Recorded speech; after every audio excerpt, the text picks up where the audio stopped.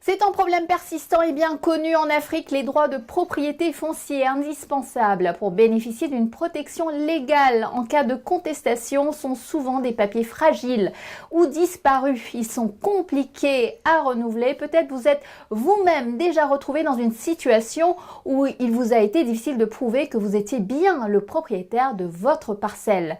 Mais à Madagascar, un nouveau système de registre parcellaire numérique a été mis en place pour formaliser les droits fonciers des agriculteurs. Regardez.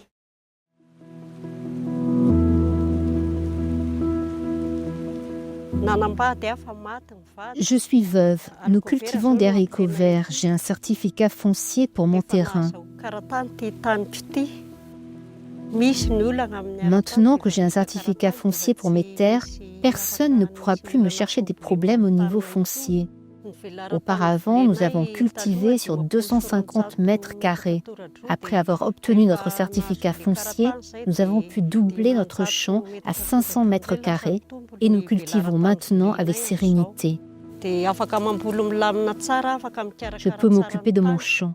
Il y a une usine qui collecte nos produits tous les jours et nous en tirons des bénéfices. Nous pourrons réaliser des projets pour améliorer notre avenir. Je peux encore me développer chaque année. À l'instar de celle de Madame Philippine, plus de 800 000 parcelles sont maintenant certifiées. Une garantie pour les agriculteurs d'investir sur leur terrain. L'agriculture qui fait vivre 4 Malagasy sur 5 a le potentiel de sortir des millions de personnes de la pauvreté. Mais à moins de garantir leurs droits fonciers, les agriculteurs ont peur d'investir à long terme sur les terres qu'ils utilisent.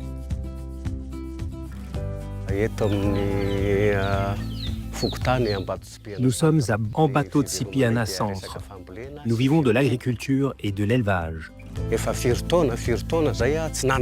Depuis tant et tant d'années, je n'avais pas de document légal de propriété sur mes terres. Et quand nous avons eu vent de l'opération Certificat foncier financée par CACEF, nous avons fait la démarche pour obtenir des certificats fonciers pour nos terres et nous jouissons maintenant de nos droits. Nos certificats fonciers nous ont par la suite servi de garantie auprès des grossistes pour l'achat des engrais pour nos cultures, auprès des microfinances pour avoir des fonds. Ils valorisent énormément les certificats fonciers parce qu'avec les bœufs ou les charrettes ou les motos, cela peut tomber en panne ou dépérir, ce qui n'est pas le cas avec les certificats fonciers. Et par conséquent, nos revenus ont augmenté car nous avons pu étendre nos champs, diversifier nos cultures avec le maïs, le soja. Nous étions plus confiants et donc nous n'avions plus aucune hésitation puisque les terres nous appartenaient bel et bien. Donc à partir de ce moment, nous avons pu monter une nouvelle activité économique, ce petit commerce que nous voyons là. Allons le visiter. Voilà un des bénéfices que nous tirons de l'utilisation de nos certificats fonciers qui ont beaucoup apporté dans nos vies. Nous nous acquittons de nos patentes, nous vendons aussi ici les produits de nos terres, nous jouissons parfaitement de nos droits sur nos terrains avec les certificats fonciers et notre vie s'est vraiment améliorée. Depuis 2005, Madagascar s'est lancé dans une réforme foncière qui permet entre autres aux communes de délivrer des certificats fonciers afin de sécuriser les investissements des paysans dans l'agriculture et l'élevage.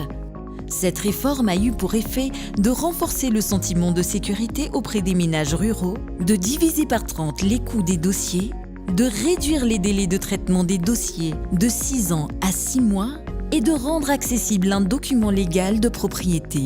Les paysans peuvent cultiver en toute liberté, sans crainte ni peur, et ils peuvent même avoir des garanties pour les projets qu'ils envisagent. Depuis 2014, cette réforme foncière est appuyée et soutenue par la Banque mondiale à travers le projet CASEF. Grâce au projet, le gouvernement a distribué autant de certificats fonciers en 4 ans et dans 6 régions qu'il n'en a été délivré en 17 ans dans tout le pays. On a engagé des stratégies d'amélioration technique et opérationnelle pour accélérer justement les délivrances des certificats fonciers au niveau des 14 régions de Madagascar.